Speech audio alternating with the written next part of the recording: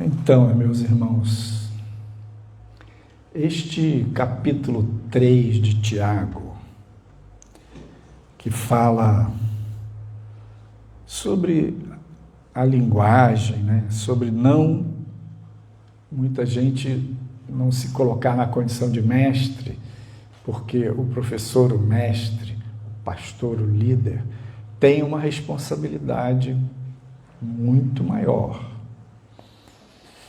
E ele menciona que quando uma pessoa fala,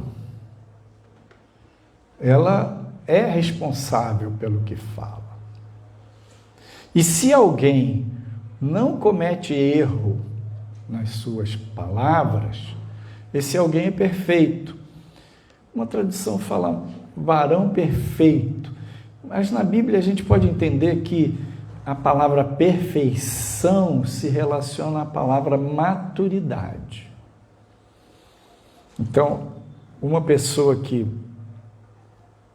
não vive cometendo problemas, erros, pecados com a sua língua, com a sua boca, é madura. E ele usa a ideia assim de que um pequeno leme guia um grande navio, ou um pequeno fogo faz consumir e queimar uma imensa floresta. E ele compara essas duas coisas pequenas, ele compara a língua, porque a língua, o que você fala, influencia todo o seu corpo, influencia toda a sua vida, e ela muitas vezes é influenciada pelo inferno. Então ele diz assim que mesmo que sendo um pequeno membro, né, está marcada pela maldade, pela iniquidade. Verso 6, a língua é um fogo, como o mundo de iniquidade, está posta entre os nossos membros e contamina todo o corpo, e inflama o curso da natureza, e é inflamada pelo inferno. O que é isso a gente pensar? A língua contamina todo o corpo.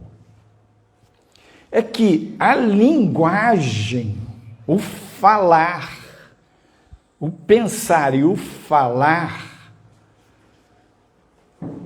influencia toda a sua vida, o curso da sua vida. Existem estudos, né, atualmente da neurociência, que mostram como a língua é muito poderosa. A linguagem é poderosa.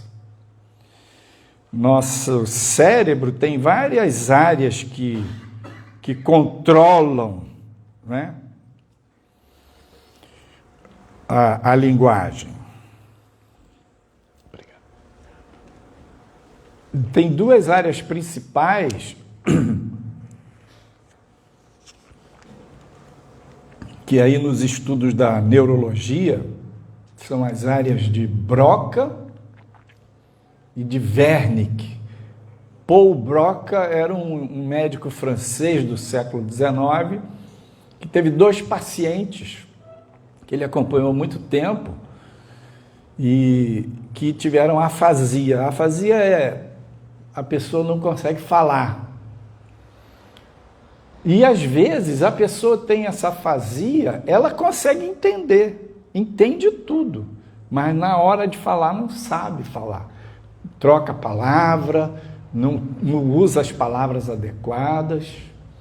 E esse Broca acompanhou esses pacientes, era um psiquiatra, um neurologista, e depois ele fez uma autópsia e viu que uma área do cérebro estava prejudicada, no lobo frontal inferior esquerdo, e no segundo paciente também essa mesma área estava prejudicada, e ele descobriu que ali era mais ou menos o centro da fala, no meio do século XIX. Depois um outro médico alemão chamado Wernicke, estudando essas mesmas coisas, esses fenômenos assim de pessoas com problemas na fala, descobriu uma outra área que também estava correlacionada. Essas duas áreas, mais uma terceira, elas formam a dinâmica, o centro da fala, digamos, a parte de entender a linguagem, a parte mecânica da expressão facial. Essas duas áreas dominam todas essas funções.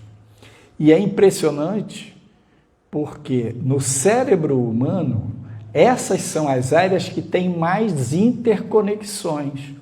O cérebro, em todas as suas áreas, está conectado ao resto do cérebro, com milhões de terminações nervosas.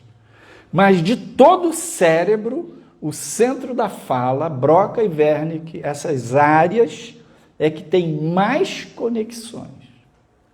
Então, quando fala aqui em Tiago, 2000 anos atrás, que a língua domina todo o corpo, a língua influencia todo o corpo, influencia o curso da natureza, é porque a palavra de Deus é inspirada. Deus criou o homem, dotando ele, criou o homem à sua imagem e semelhança. E Tiago diz aqui, como é que pode uma mesma fonte dar água doce e água amargosa? Como é que pode uma mesma boca sair um louvor a Deus e amaldiçoar um homem à imagem e semelhança dele? Isso não deve ser assim. Mas ele diz aqui no meio que a língua não consegue ser domada, que o ser humano, versos 6 e 7, a língua, versos 7 e 8, porque toda a natureza, tanto de bestas feras como de aves, tanto de répteis como de animais do mar, se amansa e foi domada pela natureza humana. Mas nenhum homem pode domar a língua. É um mal que não se pode refrear. Está cheia de peçonha mortal.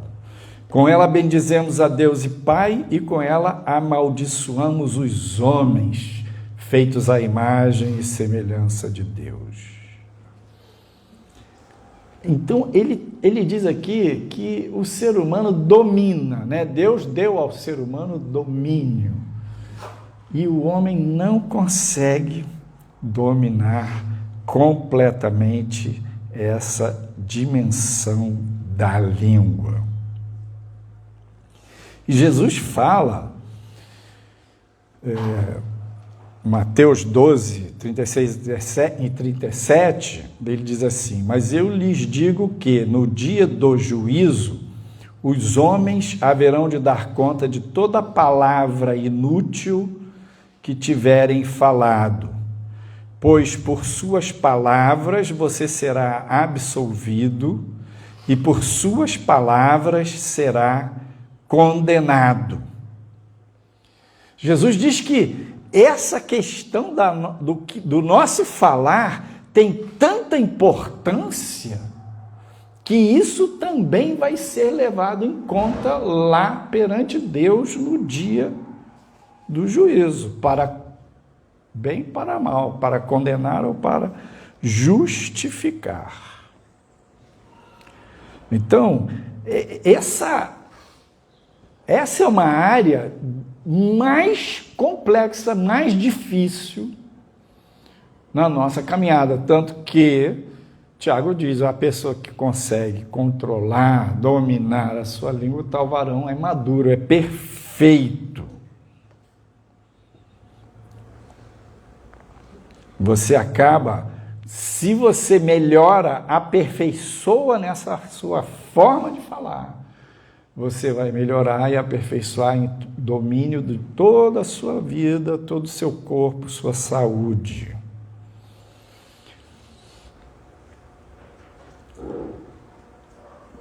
E a gente pensar assim, nós temos uma estrutura tridimensional, corpo, alma e espírito.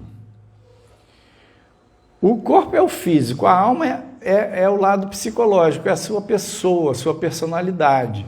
E o espírito é a dimensão da fé. E nossos sofrimentos podem vir do mundo espiritual, a ação de demônios, opressão maligna, podem vir do mundo psicológico, nossa alma, sentimentos. Ele aqui fala de amarga inveja, por exemplo. A inveja é uma desgraça no coração do ser humano, né? O desprezo, a soberba, a arrogância, todas essas coisas vêm do coração e envolvem a nossa alma. E nossos sofrimentos podem vir do corpo. Doença física, às vezes a criança está com lombriga e está sofrendo porque está com ascaris lumbricoides, lombriga, né? Então existe doença que a base é física, mas tem uma doença, um tipo de doença que é psicossomática. O que é a doença psicossomática? São questões da esfera psicológica que se traduzem no corpo. Soma quer dizer corpo.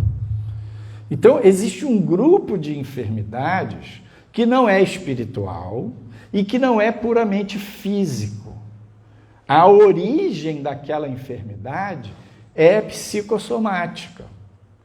E podemos dizer que nas doenças psicossomáticas, uma parte delas tem a ver com a língua, tem a ver com aquilo que você fala, com aquilo que você diz do outro, com aquilo que você diz de si mesmo, com aquilo que você declara, com aquilo que você proclama, que você anuncia para os outros.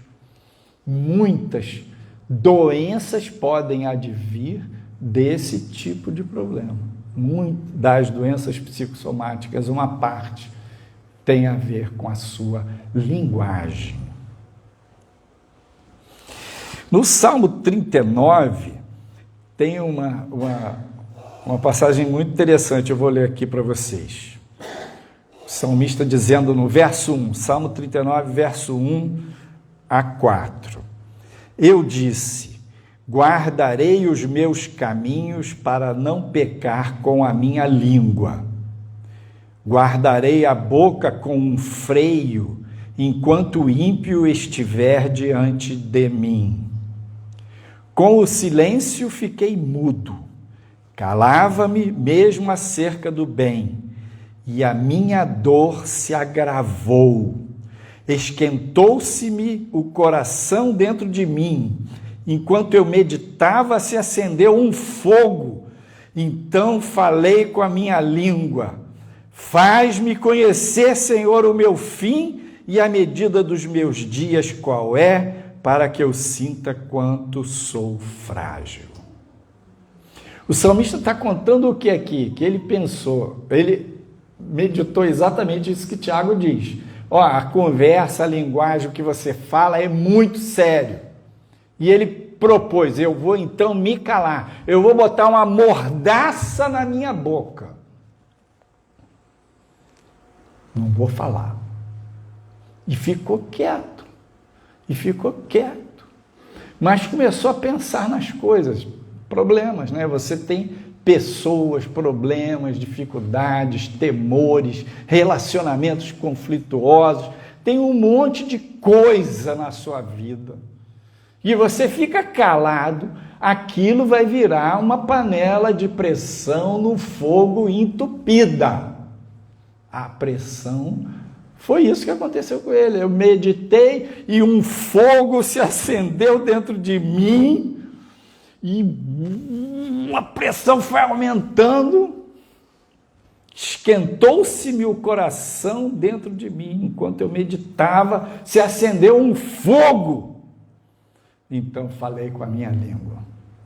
E no primeiro momento, o que ele falou? Senhor, socorro, me ajuda, me faz perceber quão frágil eu sou, me faz perceber que a minha vida vai passar, que a vida passa, me faz perceber o meu tempo. Sabe por quê? Quando a gente percebe a nossa fragilidade, a gente para dar o valor àquilo que realmente tem valor. Porque grande parte do nosso sofrimento, do que a gente fica falando, do que a gente discute, do que a gente sofre, não tem nada a ver. É coisa pouca. Um pastor que eu conheci, ele dizia assim, estava atendendo um casal brigando, e ele dizia assim: olha, o que vocês estão discutindo, a briga de vocês, daqui a 1 ano o assunto terá muita importância? Então, avancem na conversa de vocês. Tentam dialogar mesmo. Agora, se daqui a 2, 3 meses não tem a menor importância, joga na lata do lixo. E você vai ver que muitas das coisas que você fala, que o outro fala, que você discute, que você fala do outro, aquilo não tem a menor importância. É só para saber quem ganha. São coisas que, se você projeta na eternidade, aquilo vira nada. Por isso o salmista diz aqui, ele tentou domar a língua dele. Tiago diz que ninguém consegue domar a língua. Aí você pensa, mas pastor, se ninguém consegue domar a língua, então nós estamos mal. Então estamos com problema. É difícil o caminho. O caminho é estreito. Jesus, ele disse assim, deixa eu me situar aqui.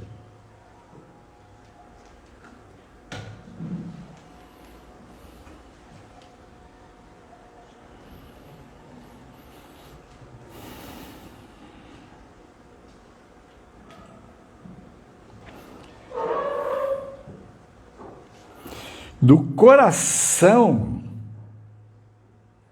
procede as saídas da vida. Não é isso, não. Isso eu estou citando, né? Mas Mateus 15, 18. Mas o que sai da boca procede do coração. E isso contamina o homem. Então, aquilo que a pessoa sente, aquilo que ela pensa, que vem lá de dentro, sai pela boca, pela língua, pelo que fala.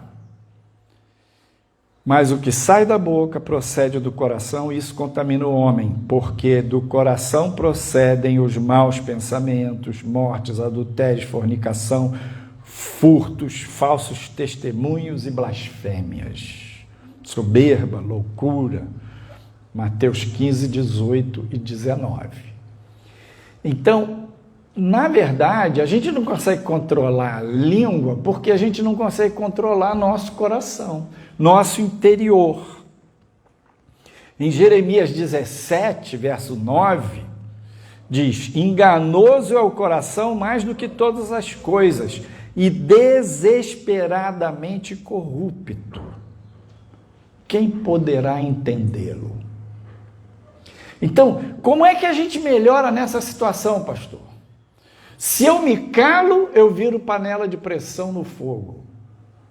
Se eu falo, de qualquer jeito eu peco. Então, precisa pensar. Você precisa pensar que melhorar a sua forma de falar, suas palavras, sua linguagem, tem a ver com tudo na sua vida, como você vê o mundo, como você vê as pessoas, os julgamentos, o que passa dentro do seu coração, a sua natureza humana, a sua natureza de pecado, e tudo isso que você é humanamente, com as suas imperfeições, suas misérias, passa e aparece na sua língua. Mas graças a Deus, você reconhece que Jesus é o seu Salvador. Graças a Deus, você reconhece que Ele lhe trouxe vida eterna.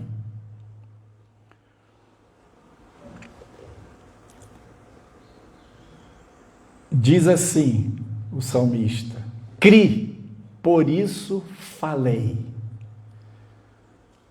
Salmo 116. E em Romanos 10, Paulo fala: se com a tua boca confessares e no teu coração creres que Jesus é o Senhor, serás salvo. Então, com a boca a gente confessa e com o coração a gente crê. E isso nos traz a salvação que Cristo alcançou por nós, a salvação que Ele oferece a nós. Nossos pecados são perdoados, o Espírito Santo vem morar na gente, o Senhor nos dá um novo coração, a gente nasce de novo e tem vida eterna. E no juízo, o sangue de Jesus vai valer. Então pensa que para você também aprender a lidar com esse desafio da sua fala, da sua linguagem, o princípio é o mesmo. A graça de Cristo e a sua fé nessa graça. Só que você precisa perceber que como discípulo, como servo de Deus, como serva de Deus, você tem que aprender, tem que se arrepender, tem que reconhecer que a sua boca é uma fonte que sai água doce e água amargosa. Que o seu coração se carrega de amargura, de ressentimento, e você fala e fala mesmo. E isso contamina você, contamina os outros. Não convém que seja assim. E quando a gente começa a aprender, a gente tem que se segurar, mas vai e fala para o Senhor, a gente evita de ficar apontando o dedo, criticando, falando coisas negativas dos outros, mas fala com Deus. E fala da nossa limitação. E lembra da palavra de Deus, que a gente fica querendo tirar o argueiro do olho do nosso irmão e esquece da trave que tem no nosso olho. O argueiro é um cisquinho. A gente fica querendo mudar o outro e não busca. Então, quando a gente entra nesse impasse, nesses conflitos, começa a se dar conta de como é grave esta situação para nós, para os nossos relacionamentos, a gente pode ir aos pés do Senhor e buscar ajuda, arrependimento, confessar: Senhor, não consigo controlar a minha língua, falei besteira. Falei que era uma brincadeira, mas aquela brincadeira humilhou aquela pessoa. Por que eu fui humilhar aquela pessoa? Me ajuda, Senhor, porque o seu coração é enganoso. Você não vê qual a motivação sua que estava por trás daquela brincadeira de mau gosto. Você não vê. Você diz que era uma brincadeira, mas era ofensiva. Aí, se você vai a Deus, Ele mostra para você que você tem mágoa daquela pessoa. Por isso você fala mal dela. Você vai a Deus e pede a Ele, Ele vai te mostrar que você tem inveja daquela pessoa. Por isso você quer humilhar ela. E aí, quando você vê, eu tive uma conduta na minha linguagem que humilhou outra pessoa, e você descobre o que está por trás, a mágoa, o ressentimento, a inveja, a cobiça, o desprezo, a soberba, você enxerga essa fonte amargosa do seu coração. Por isso saiu água amarga da sua boca. Aí você vai a Deus e diz: Senhor, socorro. Voltando, você é salvo como? Pela graça, por meio da fé. E você vai a Deus e pede socorro, e a graça e a fé vão lhe ajudar nesse processo de arrependimento, de confissão e de transformação. E você vai aprender aí, aperfeiçoando, monitorando, equalizando, equilibrando o seu jeito de falar. Até mesmo quando você dá um comando, você pode falar para uma pessoa: faz isso. Ou você pode falar: você pode fazer isso, por favor? Até essas palavrinhas mágicas, né? Muito obrigado, por favor, com licença, melhoram demais os relacionamentos. Então, não convém, diz Tiago, não convém que o seu coração e a sua boca seja uma fonte de água amarga. E, ao mesmo tempo, você vai na casa do Senhor e louva a Deus. Não convém que você fique assim, dando água doce e água amarga. Então, nós precisamos entender que o processo de mudança aí é relacionamento com Deus. E a palavra do Senhor é poderosa. A palavra do Senhor é espada. A palavra de Deus gerou o universo. Aquilo que Deus fala, aquilo que Deus disse: haja luz. E houve luz. Gênesis 1. Diz lá em Hebreus 11:3: pela fé entendemos que os mundos, pela palavra de Deus, foram criados, de maneira que aquilo que se vê não foi feito do que é aparente. O que se vê foi feito daquilo que não é aparente. O que não é aparente? A palavra de Deus. O Deus eterno se manifestou, se pronunciou, dizendo: haja luz, e houve luz. E você, meu irmão, você, minha irmã, você é imagem e semelhança dele. E a sua palavra, ela pode ser poderosa. E a sua palavra pode ser altamente criativa. E a sua palavra pode ser canal da voz do Senhor. E a sua palavra pode abrir caminhos. E a sua palavra pode trazer coisas novas para a terra. Pode trazer a influência do reino de Deus, os milagres. Tinha um homem que estava com um centurião, estava com o servo dele enfermo, e ele era um centurião romano, conhecia bem as tradições dos judeus, e pediu a Jesus para curar o servo dele. E aquele centurião falou: Senhor, eu estou fazendo esse pedido, mas eu não me sinto digno de recebê-lo na minha casa. Não precisa na minha casa. Apenas dize uma palavra e o meu servo ficará curado. E Jesus se espantou com a fé daquele homem e ele disse: eu nunca vi tamanha fé em Israel. Porque aquele homem, ele acreditava que bastava Jesus dizer: seja curado. Quantas vezes Jesus libertou pessoas, curou pessoas, falando, dando uma ordem. E é isso que Deus quer, que nós vamos caminhando e aperfeiçoando, nos arrependendo dos desvios e desmandos da nossa linguagem, nosso falar, e a nossa boca vai se tornando uma fonte de água doce, de água viva, uma fonte de saúde para o nosso corpo e para a vida das pessoas à nossa volta. É isso que Deus quer, que a sua boca seja a boca de Deus. É isso que Deus quer, que ao falar, a criatividade, o mistério, o milagre, o poder, a bênção de Deus flua no seu dizer, no seu falar, na sua linguagem. Então, naquela oração, naquela expressão daquele centurião, ele manifestou a fé.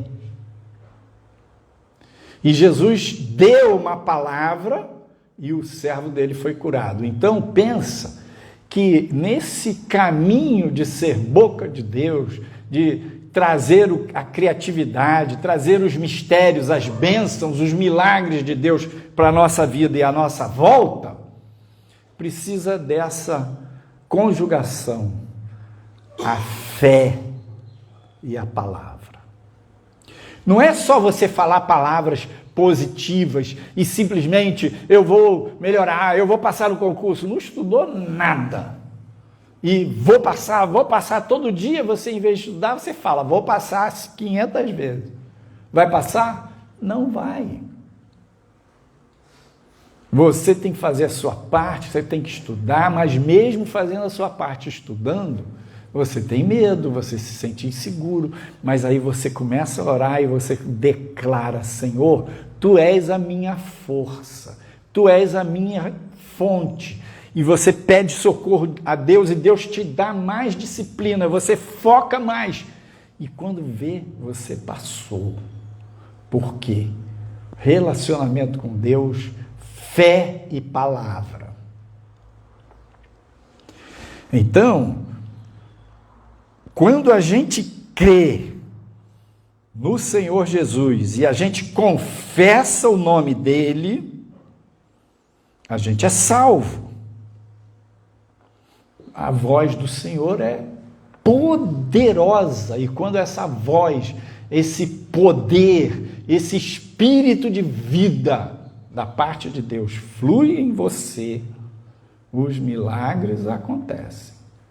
Então pensa nos seus caminhos, pensa no seu futuro, pensa no seu andar, pensa nas pessoas que estão à sua volta. E aí a gente vê como faz diferença a vida de oração. Porque a vida de oração é a vida de você usar a linguagem. Como você ora? Reclamando, criticando, acusando todo mundo? Só água amargosa na sua oração? Fala sério. Tem uma história do carinha que aqueles tempos de inflação, Senhor, por que o feijão está caro? Senhor, por que não sei o que? Senhor, não sei o que lá. Aí o irmão falou, amém, para ele, ver se ele parava. Tá bom, chega. Não, mas ainda tem mais alguma coisa para falar com Deus. O cara estava apegado a uma oração negativa, só se queixando, só reclamando com Deus. É claro que a gente pode se queixar com Deus, mas se você só fala isso com Deus, só reclamando, criticando seus irmãos, sua oração tá ruim. Então a gente precisa ter um momentinho de confissão com Deus, onde a gente fala da nossa miséria, explode, segurou, chega em casa e bota aquilo tudo para fora com Deus, em vez de você chamar a irmãzinha no canto ali da cantina e tasca, fofoca. Começa a criticar. Não, segura. Mas vai para casa, dobra seu joelho e fala, Senhor, estou com uma raiva daquela irmã, tem misericórdia de mim. Mas muita raiva. O povo da roça fala raiva, né? Eu estou com uma raiva daquele irmãozinho, Senhor. muita raiva. Aí Deus fala para você o que está por trás da sua raiva. Aí você fala, eu estou com inveja daquele irmãozinho? Você está com inveja. Você está com mágoa porque aquela pessoa falou aquilo com você, agora você está querendo detonar ela. Aí você começa a entregar aquilo para Deus e se arrepender. E Deus vai trabalhando esse lado da água amargosa. E você vai ativando a sua fé. E você vai declarando a palavra de Deus. E você pega as promessas da palavra de Deus e transforma elas em oração. E você vai aprendendo a orar. E aquilo que você orar começa a ter resposta. Uma vez, 2 vezes, Deus quer que as suas orações sejam atendidas. Deus quer que as suas orações sejam um canal de bênçãos para a sua vida e para os demais que estão à sua volta, na sua casa, na sua família e na sua igreja, no seu trabalho. Então, é você usar esse poder da linguagem. E o poder da linguagem vai influenciar todo o seu corpo. O poder da linguagem vai influenciar a sua saúde. E o nome do Senhor será glorificado. Pedro era um pescador experiente, mal conhecia Jesus, mas sabia que Jesus era o mestre. Ainda não era apóstolo. Passou a noite inteira pescando, não conseguiu pegar nada, voltou para a praia e Jesus o encontrou. Então já era de manhã e ele tinha virado a noite pescando, sem pegar nada. Jesus falou para ele, pescou alguma coisa? Não, estava fraco hoje. Então lança as redes. A banda direita do barco. E Pedro falou, Senhor, sobre a tua palavra eu lançarei as redes. Foi lá e jogou a rede. A palavra do Senhor é poderosa. Quando a voz de Deus fala com você, fala para você, dá uma direção, dá uma orientação, e você obedece, você declara e você crê, o milagre acontece. Pedro encheu as redes a ponto do barco quase ir a pique e chamou os outros sócios dele, outro barco, para poder puxar aquela rede. Um milagre da pesca maravilhoso. Deus quer operar, multiplicar, abençoar, responder às suas orações. Amém. Vamos orar.